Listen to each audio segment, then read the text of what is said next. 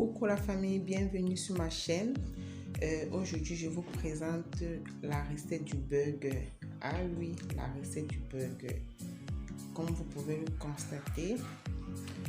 Bon, tout d'abord, nous allons commencer par notre friture, la friture des pommes de terre. Ma pomme de terre j'avais déjà épluché, découpé. Donc là, je passe à la friture, mais tout le monde connaît comment découper les pommes de terre. Donc, mais qu'à cela ne tienne, si quelqu'un veut savoir comment est-ce que j'ai fait, comment je découpe, il écrit en bas dans les commentaires. S'il veut savoir, on ne sait jamais, puisqu'on ne connaît jamais tout. Donc, je mets mes pommes dans l'huile qui avait déjà chauffé, parce que j'ai mis ma casserole, j'ai mis de l'huile, et puis l'huile avait déjà attendu que l'huile chauffe très bien, et puis j'ai mis mes pommes à l'intérieur. Entre temps, je vais faire ma viande. Là, c'est la viande hachée, demi-kilo de viande. Là, je mets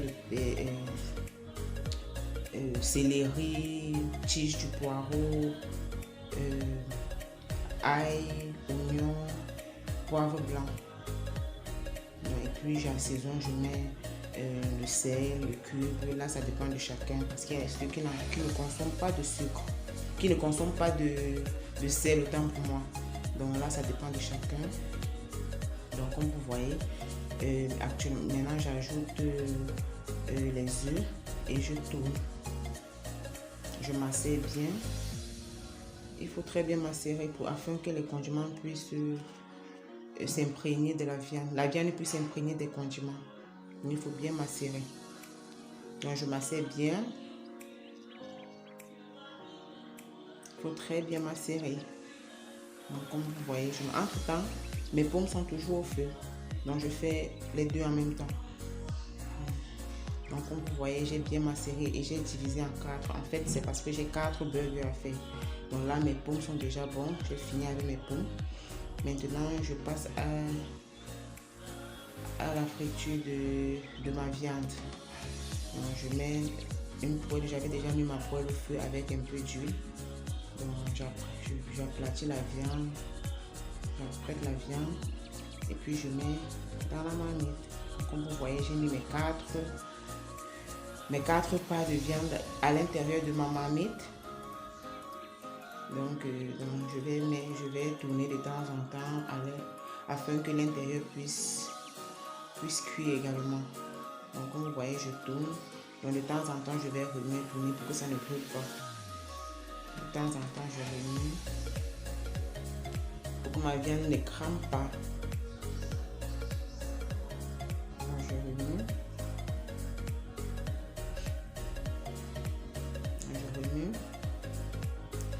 Afin que ma viande ne crame pas d'un côté. Donc de temps en temps, je vais remuer comme vous voyez. Donc, je vais remuer. Donc, entre temps, pendant que ma viande est au feu, je vais passer à la recette de la sauce pour le burger. Donc je mets 150 g de mayonnaise dans ma saladière. Comme vous pouvez le constater, 150 g de mayonnaise dans ma saladière. Donc, ensuite, j'ajoute une cuillère à soupe de ketchup. Donc, j'ajoute une cuillère à soupe de ketchup.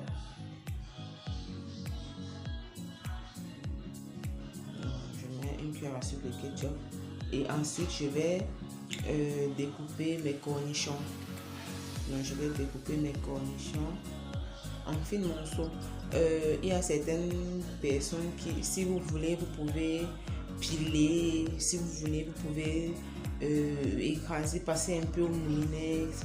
Mais moi, je vais découper et puis passer en fines morceaux, vraiment très petits, mais pas la rendre en pâte, non, parce que nous avons besoin d'un peu de grumeaux là à l'intérieur. Donc, je vais découper, comme vous voyez, je vais découper et puis après, vraiment en fines morceaux. Après, je vais essayer de rendre ça vraiment très petit. Donc, juste un peu. Donc, je vais faire en fines morceaux, comme vous voyez. Je vais faire en fines morceaux. Comme j'ai dit, vous pouvez passer au moulinex, vous pouvez passer dans le mortier. En fait, ça dépend de chacun. Ça dépend vraiment de chacun. Mais l'idéal, pas l'idéal en fait. L'essentiel est que vous rendez ça vraiment en petits morceaux, vraiment très petits. Donc, j'ai fini de découper mes cornichons que je vais mettre à l'intérieur de ma saladière également. Comme vous voyez. Ensuite, je mets une cuillère à soupe de moutarde. Et également, je vais mettre une cuillère à café de vinaigre blanc. Comme vous pouvez le constater. Et puis là, je vais tourner.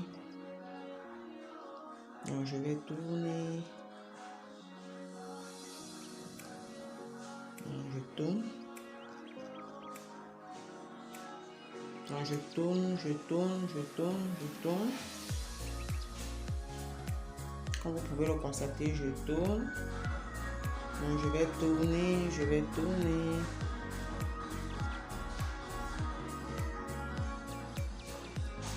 Donc, je tourne.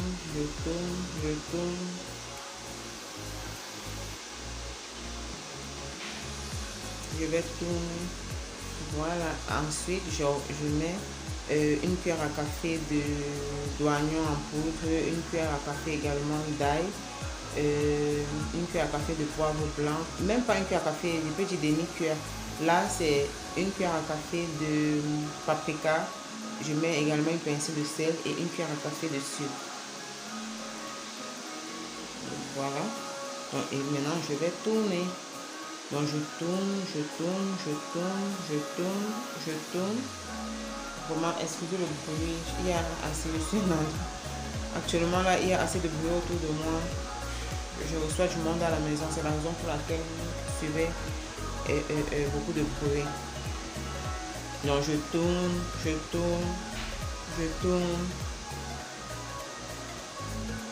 Donc, là, je pense que c'est bon. Notre sauce de burger est enfin prête. Là, je pense que c'est bon.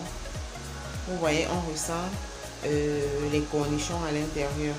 On ressent un peu de cornichons à l'intérieur. Donc, je tourne. Voilà notre sauce de burger qui est prête. Donc, on va réserver à côté. Ensuite, voilà notre viande au feu qui est déjà prête. Donc, on va mettre du fromage au-dessus pour que le fromage, parce qu'on met le fromage sur la viande qui chauffe pour que le fromage puisse fondre. Donc, comme vous pouvez le constater, on a mis le fromage sur toutes nos 4 parts de viande dans la poêle. Donc, maintenant, nous allons faire monter notre burger. Mais s'il y a des personnes qui voudraient savoir comment est-ce qu'on fait le pain pour le burger, n'hésitez pas de me mettre en commentaire si vous voulez savoir comment on fait le pain pour le burger. Comme ça, dans une prochaine vidéo, je vous montrerai comment je fais le pain de burger. Bon, là, mon pain était vraiment très gros, ce qui fait que la tomate est petite. La tomate vraiment ne prend pas tout l'espace, également ma viande. Mais c'est pas grave. C'est pas un souci. C'est pas grave. Donc, c'est vrai, mon pain était un peu plus gros que ma viande et ma tomate. Mais c'est pas grave.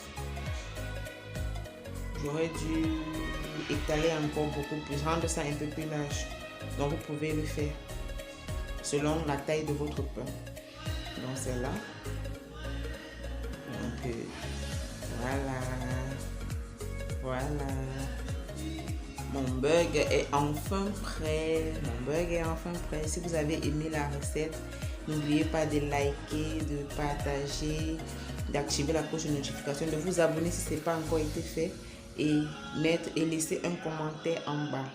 Voilà, ma table est dressée.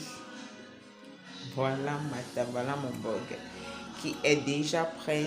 Donc là, je vais passer à la dégustation.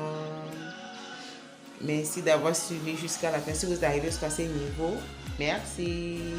Bye bye.